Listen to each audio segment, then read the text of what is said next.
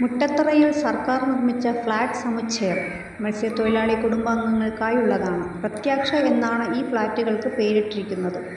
തീരദേശ കടലാക്രമണ ഭീഷണി നേരിടുന്ന കുടുംബങ്ങളെ സുരക്ഷിതമായ സ്ഥലങ്ങളിലേക്ക് മാറ്റിപ്പാർപ്പിക്കാനുള്ള പുനർഗ്രാഹ പദ്ധതി ഭാഗമായാണ് ഈ സമുച്ചയം നിർമ്മിച്ചിരിക്കുന്നത്.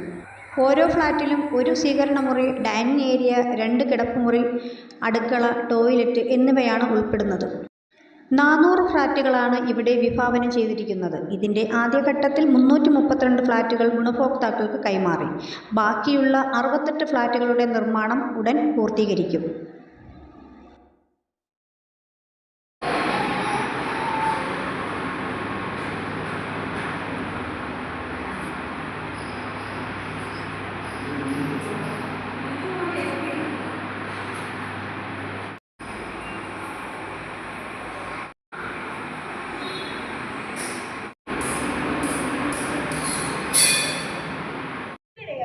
ഈ മക്കളൊക്കെ കുഞ്ഞായിരിക്കുമ്പോൾ മുതലേ കടലും കാറ്റും ഇതെല്ലാം കല്ല് വരെ വീട്ടിനകത്ത് വന്ന് ആ ഭിത്തികൾ വരെ ഇടിഞ്ഞ് വീണിട്ടുണ്ട്.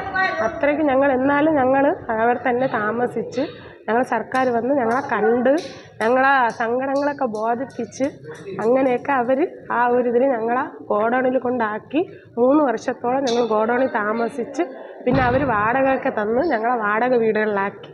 അങ്ങനെയൊക്കെ ഞങ്ങൾ ഒരുപാട് അനുഭവിച്ചിട്ടുണ്ട്. ഒരു വീടെന്ന് മാറി അടുത്ത വീട്ടിൽ, അടുത്ത വീടെന്ന് മാറി അടുത്ത വീട്ടിൽ ഒരുപാട് ബുദ്ധിമുട്ടി വേദനിച്ച് അങ്ങനെയൊക്കെ പിന്നെ ഞങ്ങൾക്കൊരു സ്വർഗം തന്നു, പ്രത്യാശ തന്നു.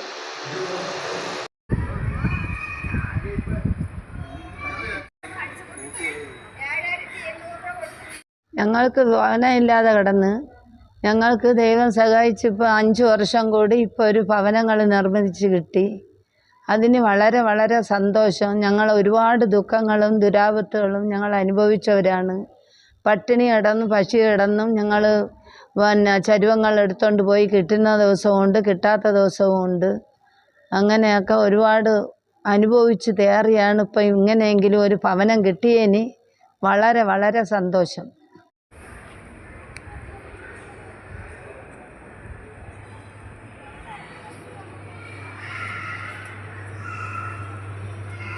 എനിക്ക് ഫ്ലാറ്റ് കിട്ടി, എനിക്കല്ല എൻ്റെ മോന് കിട്ടി. ഞങ്ങളൊക്കെ അതിലാണ് കിടക്കുന്നത്.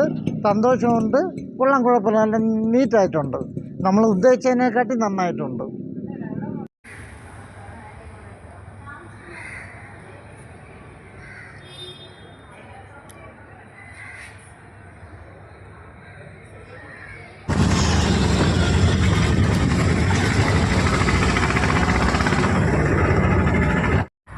കൂടി കിടന്നു.